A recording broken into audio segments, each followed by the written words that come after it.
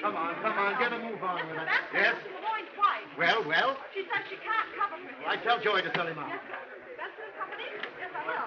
Sorry, I'm supposed to leave. Benson and Company. Oh, I'm so sorry. Benson and Company? What's the matter? Oh, shut up. No. Benson and Company. Hello, Marla. Tony, I must see you. Well, all right. Come on, we are. Yeah. Well, Mr. Benson. Yes? We're all cleaned up now, except for that one big account. Oh, you mean Gray? Yes, What does he say to us now? $380,000. You tried to notify him? All day yesterday and today. Well, try. Oh, never mind. Sell him out. Well, you heard me. Close him out. Miss Lester, get those Marla packages out of the safe and bring them to my office. Yes, sir.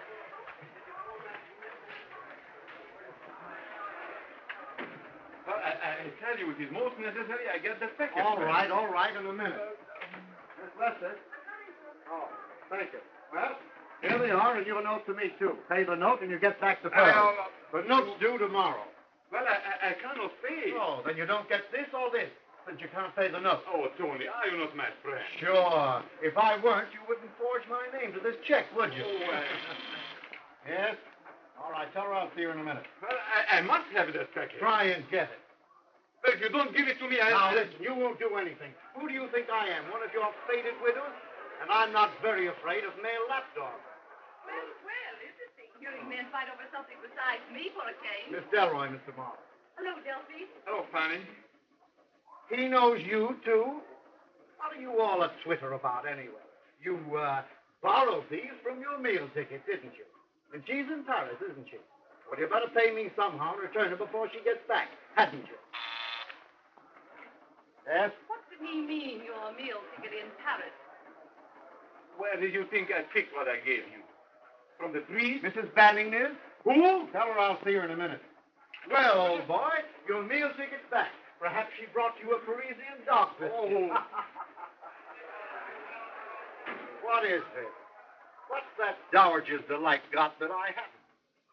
When you're a big boy, maybe I'll tell you. Yes? Well, let me tell you something. Dog. We sold you out of the market this morning. You haven't got a dime. You didn't.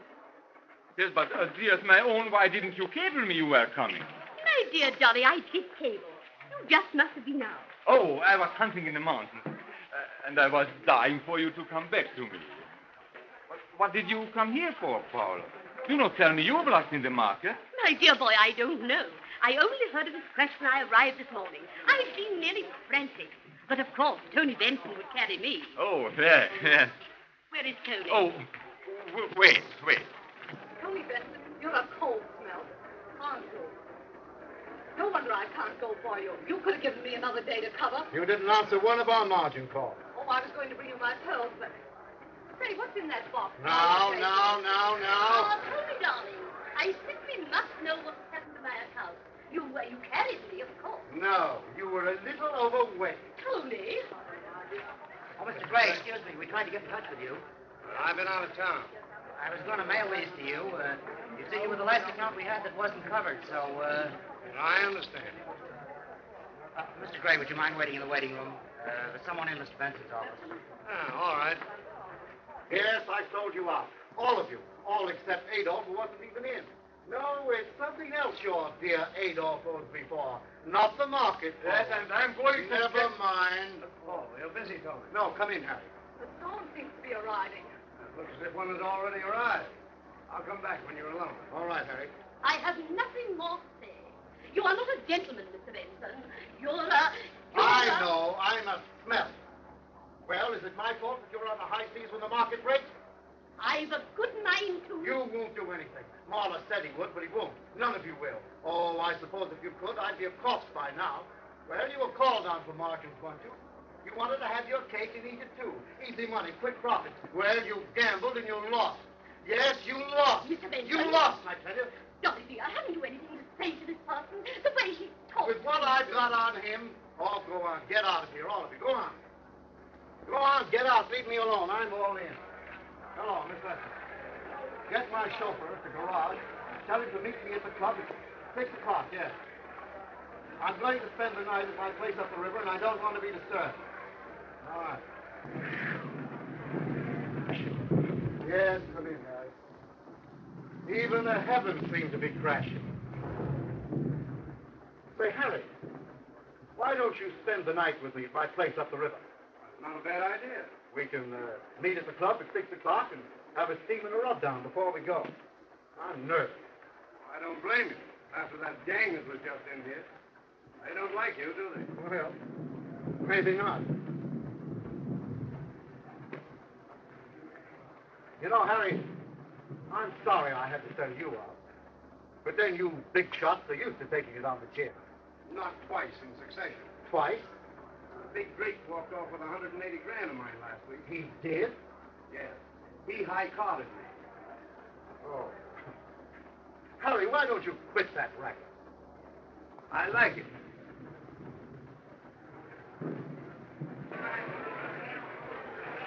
Harry, you're not sore at me, are you? I haven't made up my mind yet.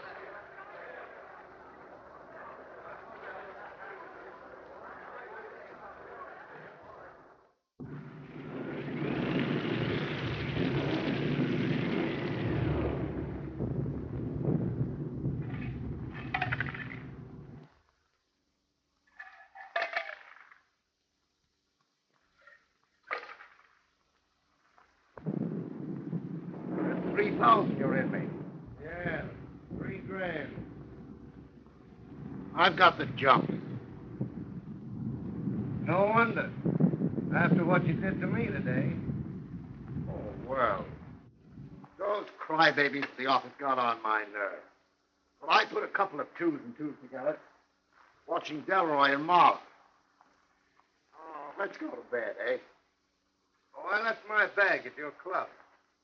I'll phone for it. You'll have to rough it, though. I let the servants go for the winter.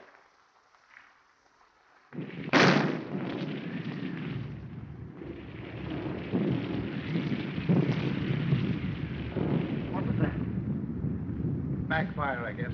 Oh, Markham's car, maybe. Whose? Markham. The district attorney. You know him, don't you? We've had a couple of talks. What's he doing here? He's got a place next to mine. He's up here resting for the campaign.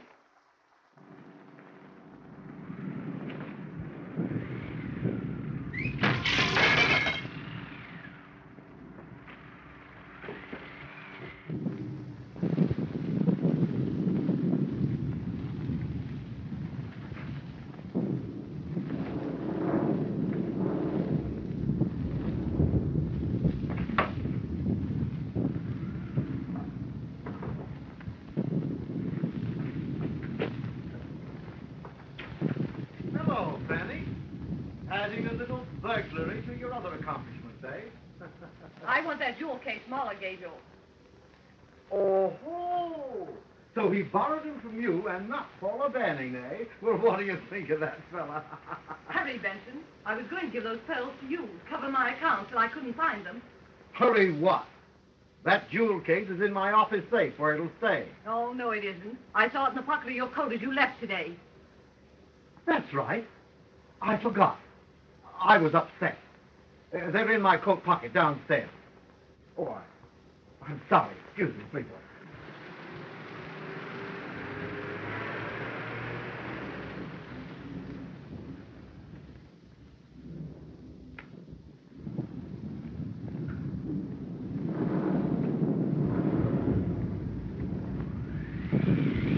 Don't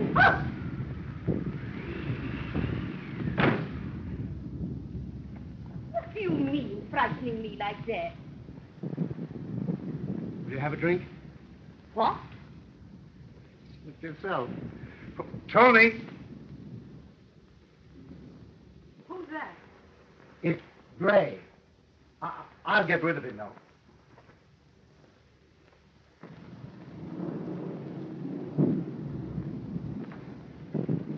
Friend of yours? Huh? Tony, I want Oh, you. excuse me, please. My coat. You were leaving, perhaps? What? Oh, not at all. What was the noise out back? Window blew shut. Must have been open. Tony, I must plead for my poor darling. He had no idea he was doing anything wrong when he signed that check. You were such friends. I shouldn't have left him. Then you better pay his note to me. My dear Tony, I haven't 10,000. I tell you, I've lost everything, and the banks won't advance me another cent. What are you doing here? Not, my dear Anthony, that it's difficult to guess. Ah, Mrs. Pot. What? Yes, calling the kettle black. You girls ought to get together on Marla. Paula, who do you suppose he was running around with while you were in... Paula, I think you better go upstairs. Woman, preposterous. You for me. What's your name? Harry, for you. What's yours? Fanny, to you. Tony. Let's have a party. Huh?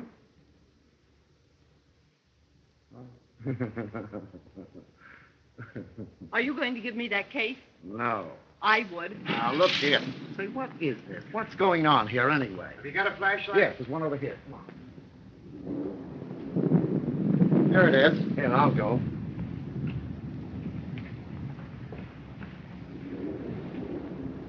I want that jewel case Muller gave you, and I'll get it. For what? Nothing. Oh, well, we'll see about that. Do you think you can hang on to Marla with Paula banning back? And if she finds out he's been running around with you, where will you be? She'll stop his allowance. You know, he hasn't told her about your pearls. I'll take care of that. Yeah? Well, you'll take care of his note somehow if you want this.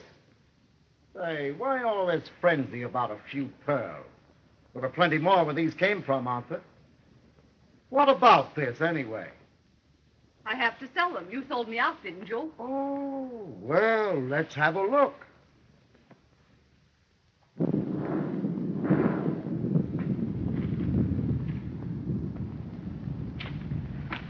Say, listen, now, wait a minute. Oh. I fell in. I'm glad you are here. Tony might have misconstrued my arriving this way had he been alone. Well, he's certainly got plenty of company now. What are you people trying to do anyway? Remove this guy? Oh, no. Well, let's go upstairs. Yes.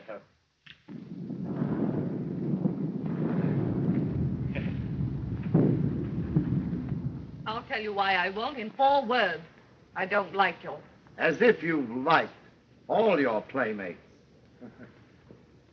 I've had to put up with a lot of you big businessmen to get somewhere. But now I'm there. I'm putting up with the ones I pick. And I told you a year ago I wasn't picking you. Your eyes are too close together, get it? And let this sink under that toupee of yours. I'm going to get that jewel case of mine. Oh, I beg your pardon. Tony, this was the big noise. Oh, hello, Tony. Hello there. Oh, Fanny. Dorothy? Is that my boy? Paula, what are you doing here? Oh, carrying tales about me, eh? No, but that might be a good idea. When you told me he would put you in jail, I simply had to come here and throw myself on his mercy. Tony, he's my heart. Oh, please, be quiet. You know, while you've been away, he's been playing about a bit. Dolly, it's not No, true. don't change the subject. Give him that money. Do you want him to put me in the jail? I shan't let him. Kill him first. If you don't mind, I have first call on him for that. Well, that makes it unanimous. Farewell, Caesar. Or shall we say it with flowers? Say, what is this? Must be my birthday. Oh, Marcus, come in. I just dropped by. Oh, I beg your pardon. That's quite all right. Come in.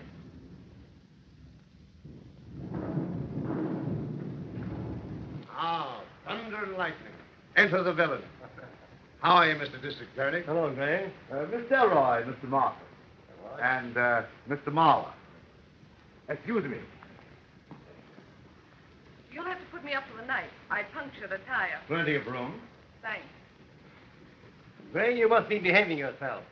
The newspapers haven't accused you of anything for months. I can't imagine what you're talking about. Oh. Say, Benson, I want to talk to you about the market upset. I suppose there'll be some trouble, and I think you can give me the advice I need. Let me take your coat, won't you? No, thank you. I have a friend waiting up. By the way, Gray, he'd like to meet you. You mind if I bring him in? Not at all. Thanks.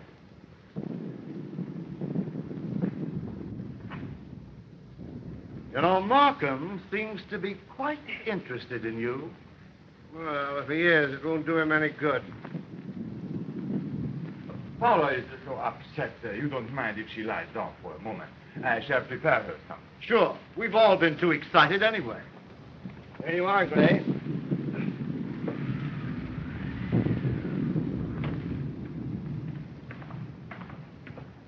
Philo Vance. Mr. Benson. How do you do, Mr. Van? Harry Gray. Gray? Not the detective. It is. Only as an amateur, remember. Our friend Sergeant Keel insists on that. Vance told me that he's getting rusty. Nothing to sharpen his psychology on since the Green murder. Yes, I felt rather hurt that you didn't call me in on that green business. Take off your coats, gentlemen, won't you? I'll get some ice. Thank you. You see, Mr. Vance, down at headquarters, they've got an idea that I know all about these crimes. Oh, really? That's right. You and, Vance. Well, those killers of his, at least the ones I've read about, it seems to me they're all amateurs, too. Yes, so they were. That's why Markham thought it might be amusing, without disturbing my status as an amateur, remember, for me to meet an authority on professions. Harry, get some cups. We'll have coffee. Right. Won't you sit down, Mr. Vance? Thank you. Benson, did the market hit you? Well, you never heard of a bootlegger drinking his own stuff, did you? Strange you two should drop in here this evening on top of everybody wanting to murder everybody else. Market, of course. Oh, we need another bottle. Well, I'll get it. Oh, here are the keys. And by the way, be careful of that burglar alarm in the cellar. I think that burglar alarm would interest you, Mr. Vance. So? It's a rather tricky arrangement. Later on, I'd like to show it to you.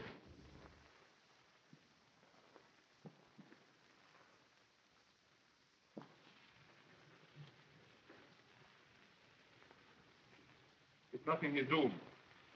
It must be still in his pocket. I'll get it. I'll make him give it to me. Be quiet. Coffee will be ready soon. Dine, why can't you get money? Does my affection for you mean so little? Oh, thee. Well, to tell you the truth, darling, all that glitters is not gold. My boy. Oh, my boy. But he'll put me in the jail. Never. I tell you, yes, he hates me. Because of the Delroy woman. Well, all I did was look at her. Can I help if she loves me? But I am true only to you, my star. Only to you. But this Benson, who calls himself our friend, he's jealous of me. So, you will lose me for the jail. I'll hate him. We'll both hate him. Oh, my boy. Oh, my boy. But the most important thing is not to get that envelope, the check, the note. Oh, you jelly. That's how they kill in books, Mr. Vance. But the way it's really done, quite different. I see. Then your thought is that if I had matched wits with a professional, I might not have been so lucky. Is that it? That's it. No, thanks. Oh, I'll get you some coffee in a minute, Mr. Markham. Well, I've had this bottle in my cellar for years, Markham. Before Prohibition. Naturally. Oh, if you'll excuse me, I'll see what the ladies are doing. It's very interesting to get your point of view, Mr. Vance. Just how would you stack your cards against the profession? Well, it's my theory, Mr. Gray, that the only infallible method of determining human guilt is by analyzing the psychological factors of the crime and then applying them to the individual. The point is, in these cases of yours, Vance, the gun, that's newspaper slang for killer, Mark. Right. What I mean to say is, these killers you've nabbed always used a lot of trick stuff, a lot of props. The professionals don't. From what I hear, they bang 'em neat and leave 'em where they lay. Exactly. That's one of the reasons they're so seldom caught. In other jurisdictions, I mean. You mean to tell me that you'd ignore all tangible evidence of the crime? Not ignore it, no, but neither would I accept it for gospel on its face value. Well, I'll make that coffee.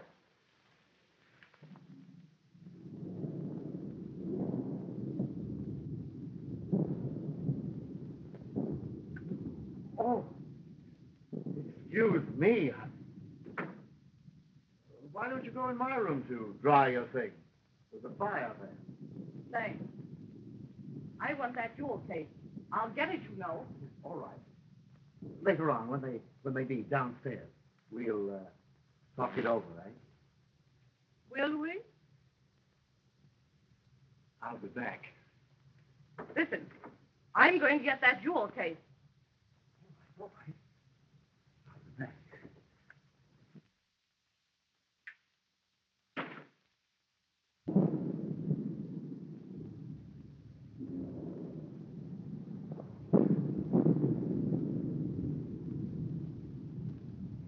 The juries have to depend on circumstantial evidence, Markham.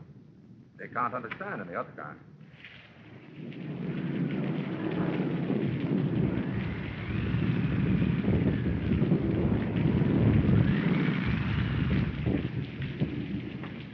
You're a tip.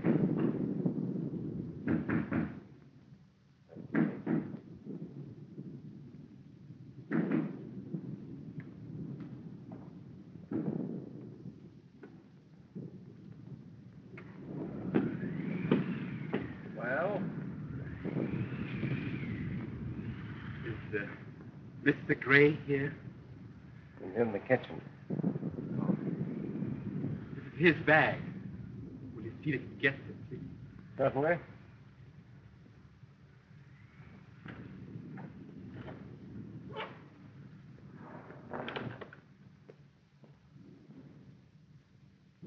What do you suppose he had? Oh, this came for you. My bag. Thanks. What's in it, Gray? Pineapple? You know, that's newspaper slang for bombs, Mr. Gray. Thanks. Get back to our conversation, Vance. How do you think you'd come out with one of these bang 'em and leave 'em lay killings that we were talking about? By a professional, you mean? Exactly. Well, it might be rather interesting. Have you anything in that line, Markham? Talk to Gray.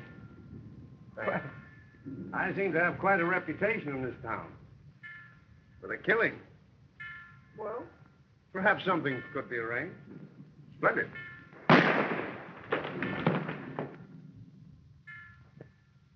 Benson.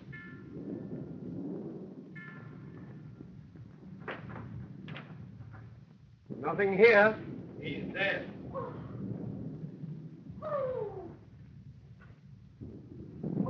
Give me the medical examiner's office, please. Somebody must have overheard that conversation of ours. Yes, exactly what was occurring to me. I want to speak to Dr. Doris personally. Well, there you are, Mr. Vance. Do your stuff.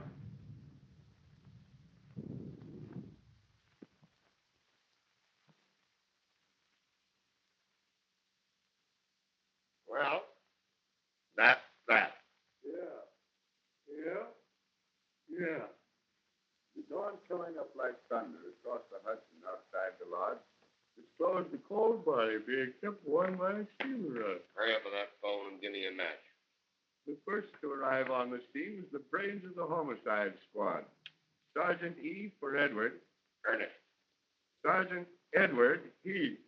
Or, as I nicknamed him in one of my more brilliant moments, Edward Sleuth, so as everybody would know he was a detective. Now, can that stuff. Now, listen. Whenever I've got anything to give you, Scribe, I'll tell you. Yeah? Who's going to tell you?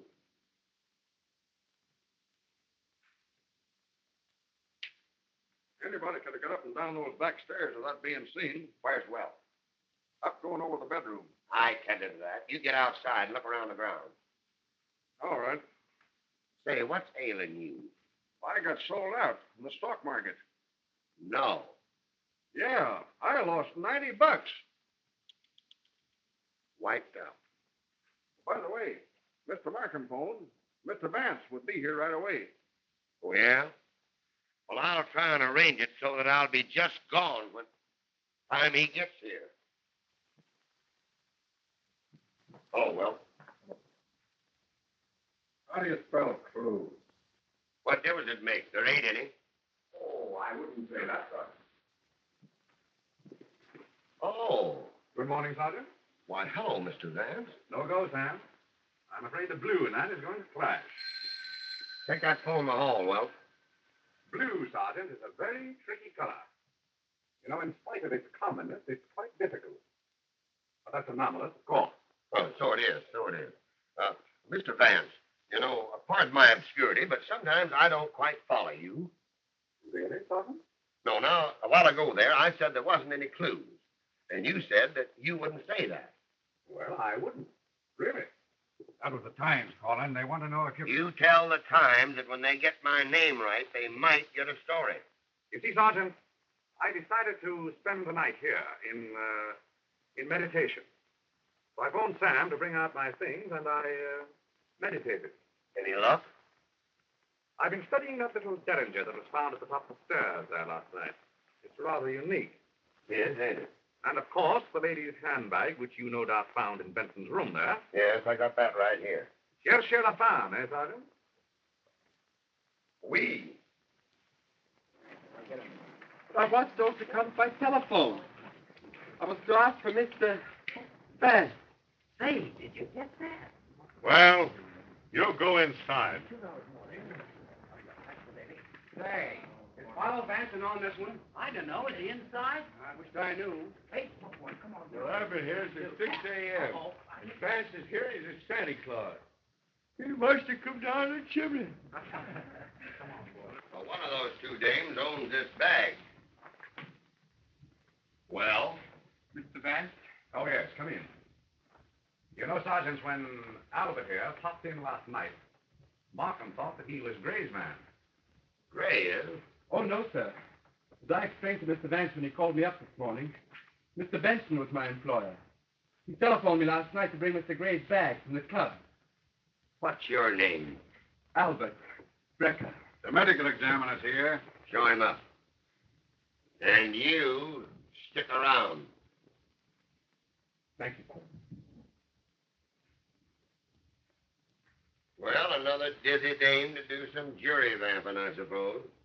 I rather doubt, Sergeant, whether any woman was in this room with Benson immediately prior to the murder. That's what I wanted Albert for, to verify. Good morning, Sergeant. Right out. Bless my soul, Mr. Vance. Why, I haven't seen you since we laid the Green family to rest. Right. There was a lovely murder case for you, Sergeant. Bless my soul, yes. I was there. Well, hop at the body, Doc. Certainly. Have one of your men give me a hand, please. Surely. Oh, I'm sorry I wasn't here last night. Wedding anniversary. My wife and I always celebrate.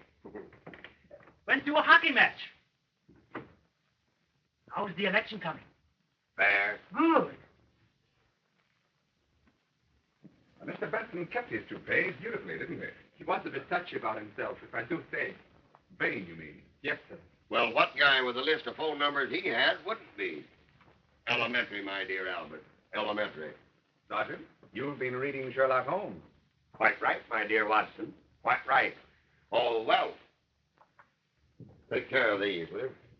This was Mr. Benson's favorite toupee, sir. Fancy. Oh, no, sir. I once worked for a gentleman that had 7. One for every day in the week to correspond to the natural growth of his hair. Albert, do you think that Mr. Benson would have appeared before a lady in whom he was interested without his toupee? Oh, no, sir. He would rather have died. Well, he got his wish. The doc said he was shot at about 6 feet, and no powder marks. Well, suicide's out.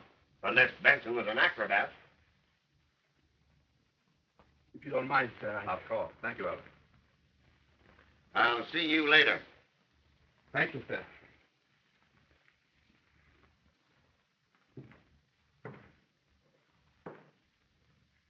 You know, Mr. Vance, this is the kind of a murder that the public likes. Have you any suggestions? You know, you might have. You were here when it happened. Well, Sergeant, after a night of meditating on what happened before the murder, I have suggestions no end. Oh, Burke's got something out front, Sergeant. Be right down. Oh, Mr. Markham told me about the stuff Harry Gray was saying to you.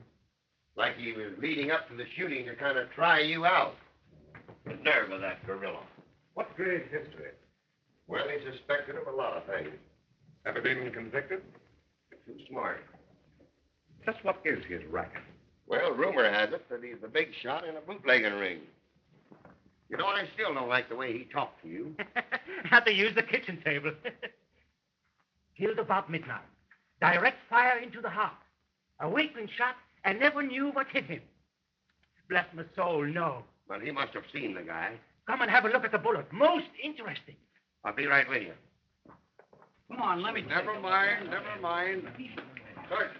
Yeah? One of the boys found this in the bush. I had it in my hand. In your hat. In here, Jim. Yeah, all right. Come on, give us a break. Let's see it. Oh, quiet down, will you? What was it? Handbag? Right here. Gun? Got that, too. Give me that piece of paper I found in the wood box. Get that phone. Look at this, Mr. Vance. Yeah, I'll tell him. It's an empty jewel case that we found in a bush outside. Been thrown out the window. Last night, maybe. And here's the paper it was wrapped in that I found in the wood box right there. It's marked Mahler. He may prove of interest to us later. Yeah, I'll tell him. But, Mr. Vance, with the election coming up Tuesday and the papers riding us the way they are, I've got to have something now. Well, what about that small puddle of blood on the second step from the top there? Hasn't that any particular significance to you? Oh, Sergeant, they picked up Delroy down at the Grand Central, trying to beat it out of town. Delroy. Yes? I'll be right down. Mr. Vance, your car is here.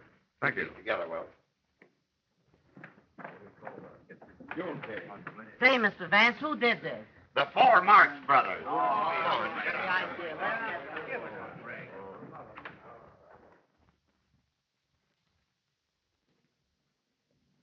hello, Vance. Good morning, Mr. Gray.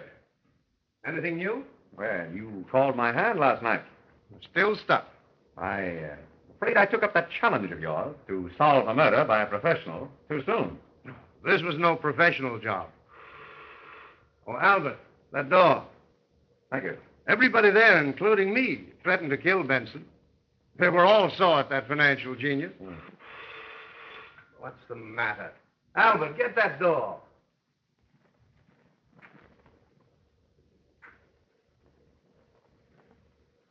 You know, somehow I had the impression that Albert was Mr. Benson's man. So he was. I just took him on today. You see, Benson's dress ties were always tied smart. And Albert there was the boy who tied them. That's it. I see. Oh, come in, Frank. Good morning. Good morning. Those 2 women that were there last night, Vance. Never get mixed up with women. They're dynamite. No brains. Yes, sir. Yes. You see, I don't let just anybody put a razor on me. Neither did Napoleon. Yes, I read about that. That's where I got the idea. Now, Mr. Gray, I wondered if I could get you to help me out. Sure. I'd better, or they'll be indicting me again. If everything those birds tried to pin on me stuck, I'd have worn out a carload of electric chairs by now. You see, my business makes me acquainted with a lot of tough mugs. And Markham and that detective Heath call me in every time an automobile backfires. But I don't mind. That's their job. Yes, so it is. Well, Mr. Gray, something the police overlooked at the Benson Lodge seems to point to one of the guests there last night. And I thought perhaps you might know someone who would look into his room, his hotel room for me, professionally. Well, ask the Mahler, eh? Well, I know a stool pigeon that you might use as a bellhop. Of course, he'd have to have a package or something that he was delivering in case someone walked in on him. Very good. You wasn't looking for me, were you, Albert? Come on in here. See here, Gray. Oh, you're here. Oh, yes, Sergeant, I'm here. Well, I wasn't but a minute behind you on this one. I'm taking you downtown. Get in there and get ready. But, sir, please, if Get your hat. Well, what's the idea? You too, Gray. Mr. Markham's got some questions he wants to ask both you boys. All right. Just as soon as I'm through here. Didn't I tell you they tried to pin this on me? Oh, you never killed Benson. Not personally, you didn't. But when I learned that Albert here was working for Benson yesterday and for Gray today, well, I don't have to explain that to you, Mr. Vance. Hurry up, Albert. So, Albert the murderer and Gray the accessory, huh? Certainly the rest of our little group won't object to that, will they, Mr. Gray? Hardly. I'm on my way to Knott, Sergeant. Exhibition of Japanese print. I'll see you later, no doubt, if you'll excuse me. Hello. Hurry up and get him more stuff. All right. The bag's mine. I was in his room then. After climbing in the back window. Why? How did you find out? Well, Harry Gray was present, you know.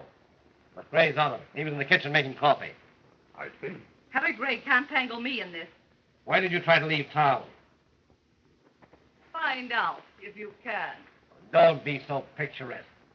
I'm not a jury. Oh, you're a fool if you think I... Why did you go to that house? To talk to Benson about my account. He sold me out. We quarreled. Then you needed money. No. Did you, ever see that before? No. Benson was interested in you. Suppose we say that he attacked you. Well? If you'll excuse me, your reputation is well known. The Bortheim suicide 2 years ago. The case of... Never mind that. I've liked men in my time. They've liked me. What of it? I didn't like Tony Benson, but I didn't kill him. If my thoughts could have killed the swine, he'd have been dead long ago. The rest of them are in the reception room there. Wait, please. Sergeant? Yes, Chief? Get Marla and Mrs. Banning in. Yes, and you want that ballad of Gray's, too, when I'm through with him. You know, Chief, there's something funny about... Never mind that now, Sergeant. Delroy seemed upset. I don't wonder. You barked at her. You shouldn't bark at the ladies, old man. Oh, I'm busy. This is not the only case in New York, and you're not helping me any. You're more flippant than usual today. Well, this was a particularly flippant murder, Markham. And if you go on trusting clues like those, you will be busier still. Have you a clue? I have instructed my lawyer. Sit down. I can't conceive who would want good old Tony out of the way. Well, we were just planning our fall hunting trip for this month. Oh, you hunt, Mr. Marla? Be quiet, Dolly. You keep out of it. You will have both of What's us... that? Oh, I love to hunt. I love to hunt. I was with the Sir Edward Davis. Never mind all that. This envelope with your name on it was found in Benson's desk. It contains 3 very interesting documents. Then it was useless. He didn't have it with him. What was useless? Please, Powell. The first is a canceled check of Benson's made out to Adolph Mahler for $10,000. Oh, The second is a confession signed by you admitting this check to be a forgery. And the third is a note for $10,000 made out to Anthony Benson, signed by Adolph Mahler. yes. Oh, I should have mentioned those things before. You know, my financial arrangements were not all one could desire. I shouldn't have left you. Unfortunately, to protect Madame Stubbs, Mr. Benson requires $10,000. Oh, and you saw you forged his name. Oh, you mean it would have been a forgery if he had made a complaint? Well, it's a cinch he can't make one now. The forgery is just the same, Sergeant, but I'll take that up later. He forges Benson's name, pays him back with his own money. Marvelous. Well, I explained it to dear old Tony at once, of course, and offered him this note. Which falls due today. Yes, and You mean to tell me that Benson accepted your note without security? Oh, well, naturally. Yeah, well, what was wrapped in this piece of paper, which was found in the wood box with your name on it? And, Tony gave me a party for my birthday and presented me with a gold pencil. I have it somewhere. You didn't tell me it was your birthday. Oh, please, Paula, be quiet. You will get me in the electric chair. But, darling, You will come with me. This is the security that you gave Benson for that note? Oh, so Miss Darrow told you. Who? Those first are Miss Darrow's, and she threatened to kill Benson herself. Elroy? Yes, she's a snake, that woman. I'm through. I'm finished with her. Now you are the wolf to me again, darling. You think I would accompany you through your sordid affair? Oh, really. Miss Darrow loaned me her purse. And what a lovely liar. He bought them for me one day and stole them the next. So, Adolph, that's what became of the money I sent you to cover my margins. No wonder you forged that check. Why, you... What were you doing sneaking into Benson's house last night? Both of you. Why did you quarrel with him?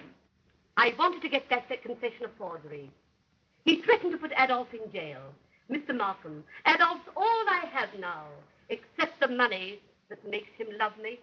You threatened to kill Benson yourself, didn't you? Yes. Well, who didn't? Mr. Markham, may I have that jewel case? Mr. Gray is here, sir. Oh, send him in. Miss Darrow in the other room. Sergeant? In here, please.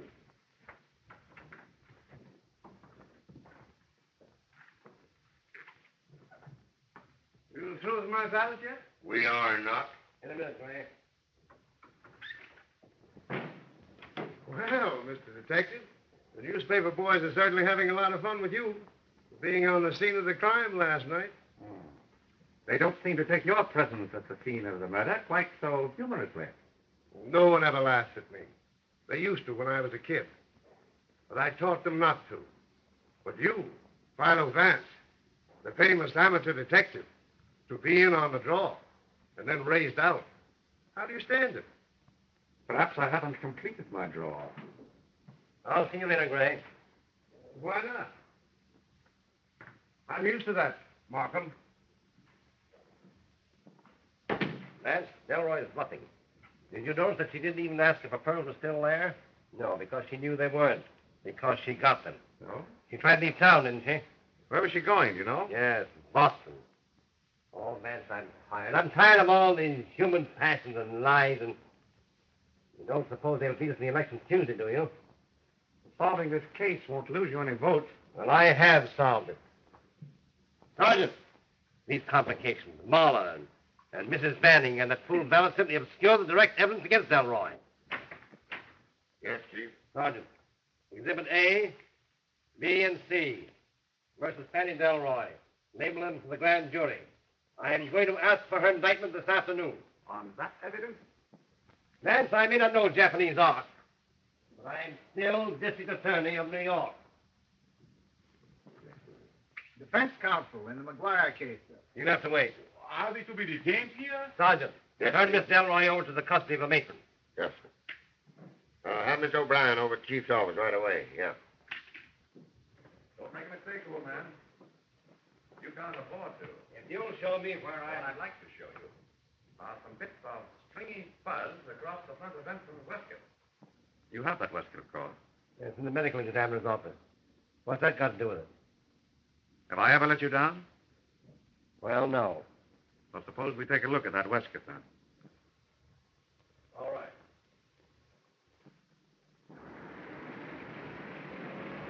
County Courthouse. Yes, sir.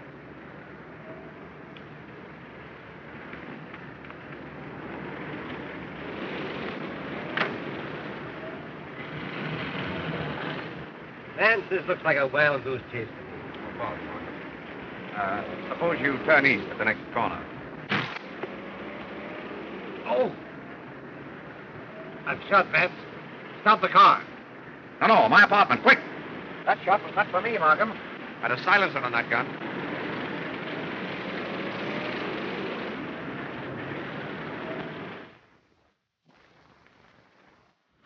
What makes you think the bullet was meant for you? Something I said in your office. It must have been overheard. By whom? All the possibilities were there, weren't they? Well, I still think it's Delroy. But, Markham, do women kill merely to recover a string of pearls? Well, suppose Benson had forced his attention on her. Suppose that he attempted to... Can you imagine Benson, with his vanity, attempting anything without his toupee? I've got it. What do you mean? Albert. The minute you told me that Albert brought that handbag out to Gray that night. Gray simply went out there to spend the night with Benson, who was nervous. Well, he picked a swell chaperone. Yeah, Gray forgot and left his bag in Benson's room at the club. Benson phoned and Albert brought it out, that's all. And where did Albert go after that? He claimed that he took the train back to town. That's no alibi. Why, he only started working for Benson 6 weeks ago. And when I photographed him, he nearly threw a fit. You know, Markham, because Albert refuses to tell the police the history of his life, Sergeant insists that he's a gunman in disguise. Well, he's a foreigner. Well, my case against Delroy. So, Sergeant, you tell Smithers to prepare the indictment. Yes, sir. Now, just a moment. I'm not going to let you make fools of yourself. Markham, until tomorrow night, let me handle this in my own way. Now, if you don't, on the day after tomorrow, the morning papers and I, not you, will have solved the murder of Anthony Benson. And that's election day. You stopped me last night from proceeding what I saw fit. And I got a bullet in my arm. Delroy had the real motive. Oh, motive. Drop a nickel in a slot and get a motive. Everybody has some motive for murdering somebody. Yeah, be careful somebody doesn't murder you. No, nobody's going to get him, Chief. I'll watch over you, Mr. Vance. Thank you, Sergeant.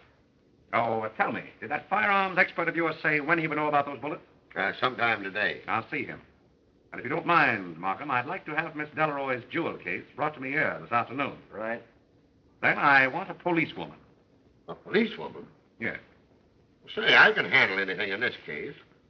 Well, very good, Sergeant. This is a little job of chambermaiding in a hotel. Oh.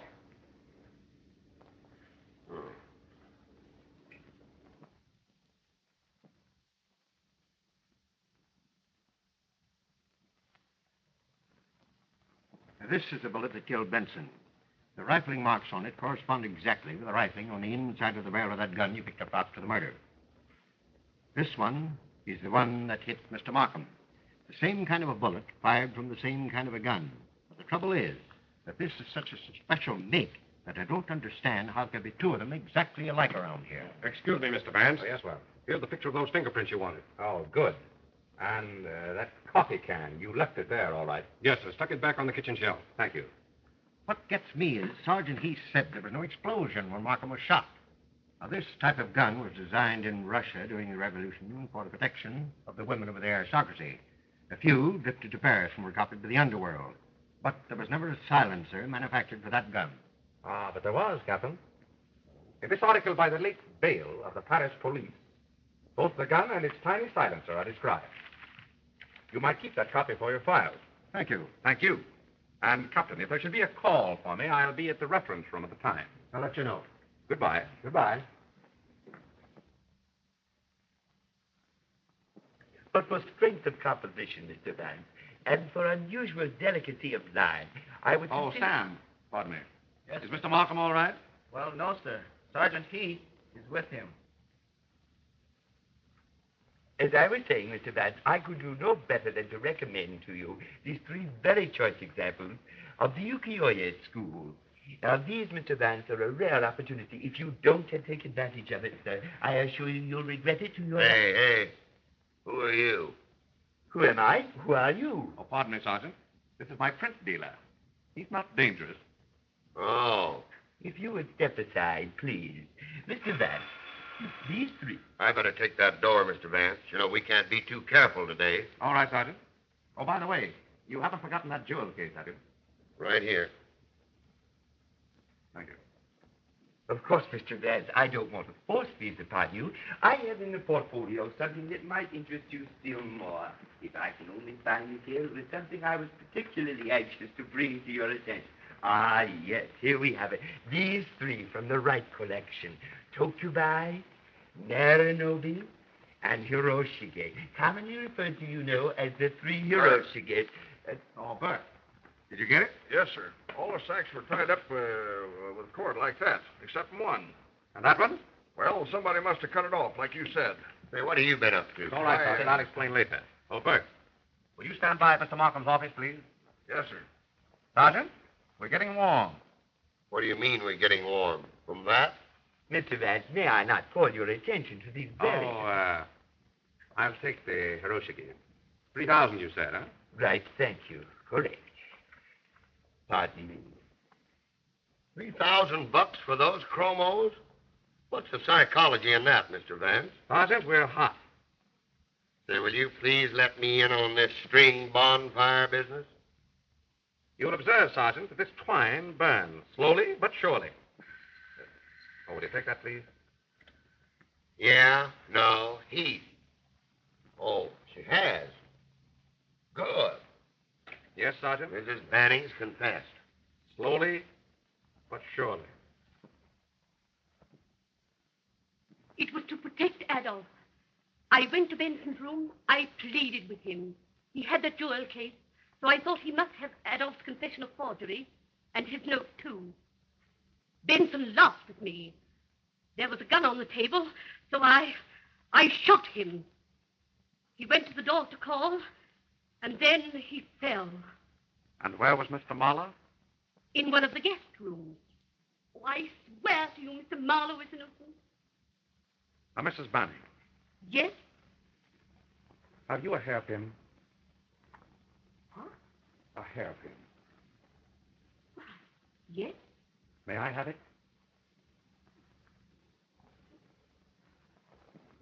Thank you. Sergeant Heath's on the wire, Mr. Vance. Is there anyone in the reception room? No, sir. I'll take it there.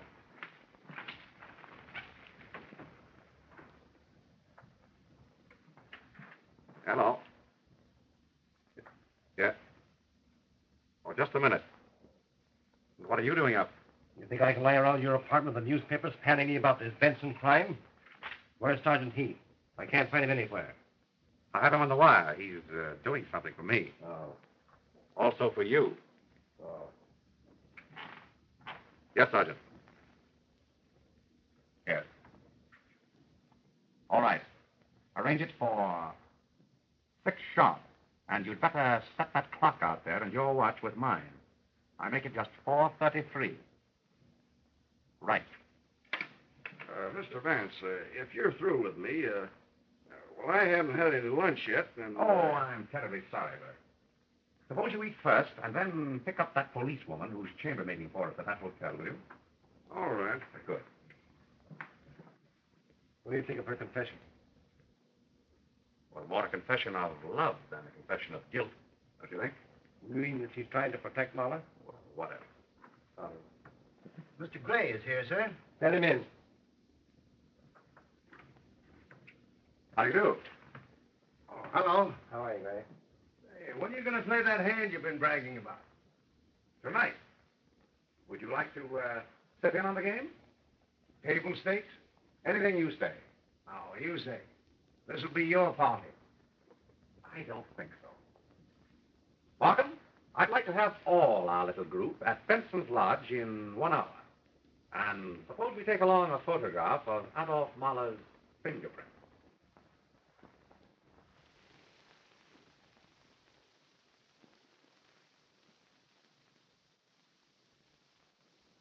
I understand, Vance. I know what you mean, yes.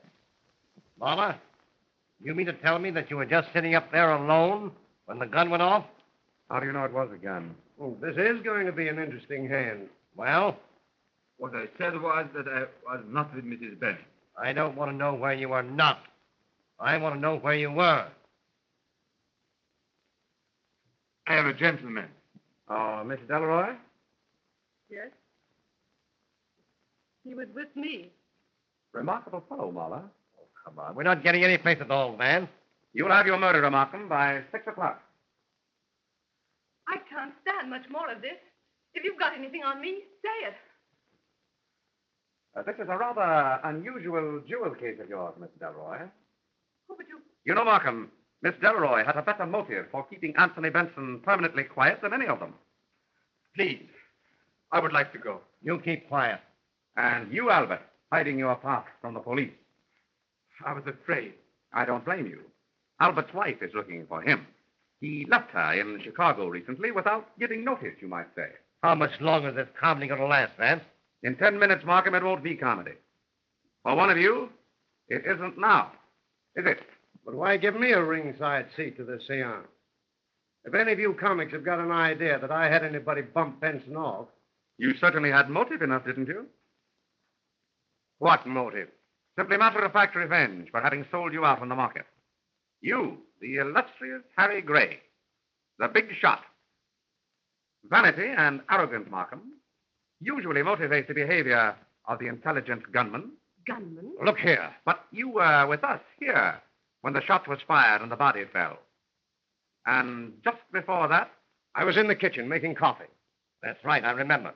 I remember that it was very overboiled coffee. It must have been on the fire a long time, wasn't it? Ray couldn't have made the coffee that night. I made it for Powell. I wouldn't call me a liar if I were you. Adolph Mahler made the coffee. And if Mahler did make it, Markham, Mr. Gray was out of this room some 5 minutes. Doing what? You're dealing. Don't ask me. I'm not. I'm telling you. Mr. Gray didn't make the coffee that night, you know. Who says I didn't? This photograph of the only fingerprints on that freshly unwrapped can of coffee. And this one of your print, Mahler, prove even to a jury, Markham, that only he touched that coffee can. Oh, stop this. When they took the prints of my fingers this afternoon, I knew you had suspected me. If you are going to accuse me, do it. Oh, this is getting tricky. Oh, two-handed poker isn't so very tricky, do you think? Mr. Gray, just what were you doing while Markham and I sat here that night, and Albert came in so mysteriously with your handbag? You tell me. Charm. You crept up those back stairs, tapped on Benson's door. He was changing his collar. You remember, Markham, how it bothered him? Walked in and shot him dead. With one of those imported derringers and silencers of yours. Silencer?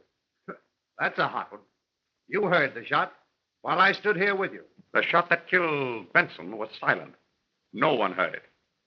Just as no one heard the shot which you fired at me, Gray, and which wounded Mr. Markham. Here at the lodge, however, you arranged for a second shot to explode as Benson's body came tumbling down those stairs. And I suppose the body waited up there for the second shot. Exactly. You arranged that, too.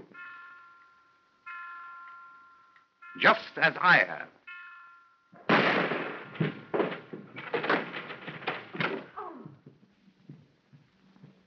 The dummy.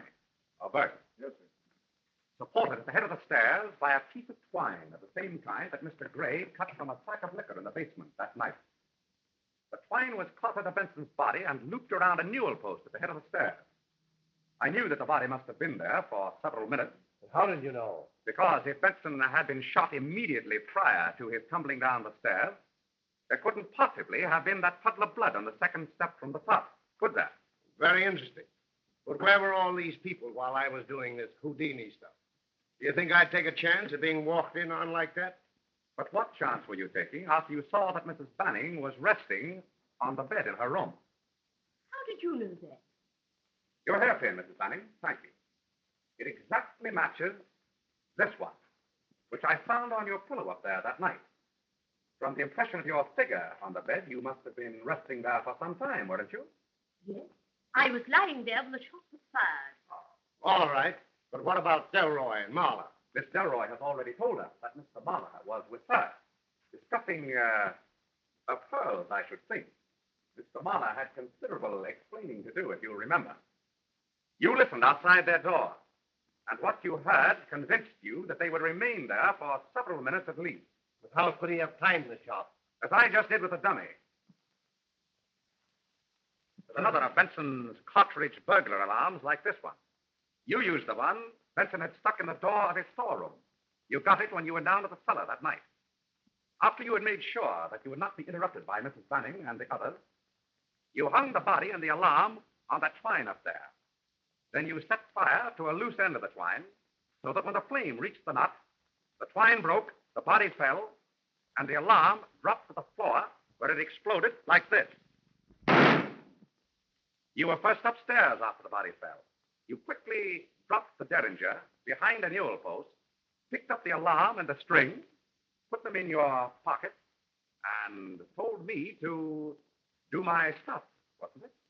Well, he meant to kill Benson, you see, but surrounding it with the props he did was simply Camouflage, I suppose, to befuddle the amateur? You're going to have the time of your sweet life trying to hang this on me.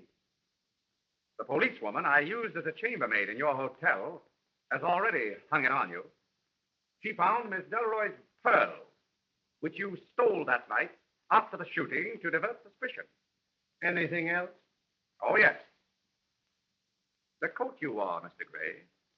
It seems that bits of fuzz from the twine you used were on Benson's waistcoat. Also, on the inside of his pocket. The same pocket from which I saw you withdrawing your hand as I followed you up the stairs. You know that isn't enough. Do you think any jury would go for that? Well, if not, I know they'll go for this. The clever little silencer that fits your clever little gun. Another trophy from your room, Mr. Gray, also contributed by our policewoman. Is that enough? All right. You outsmarted me, Vance. I'm game. Hey, look out, he's got a gun. Fire! Stop it, Gray.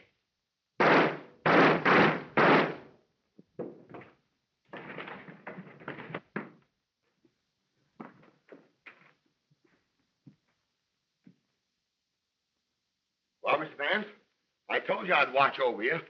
Thank you, Sergeant. That baby put 3 slugs mighty close to me. I better call the doc. I'll wait outside. I haven't been feeling very well. All right. I'll take care of you, Dolly, dear. Bert, get that coat and cover him. Yes, sir. That you, Doc? This is Sergeant Heath. I'm out at the Benson Lodge. There's been another murder. I mean, shooting. I did it. Okay. Mr. Vance, may I have the jewel case now? Oh, of course. And don't worry. No one else knows about your daughter. Thank you. I was going to her when they caught me leaving town. If Benson had found this, he would have held it over me, threatened to tell my little girl what I am. Thank you, Mr. Vance, for not telling them about her.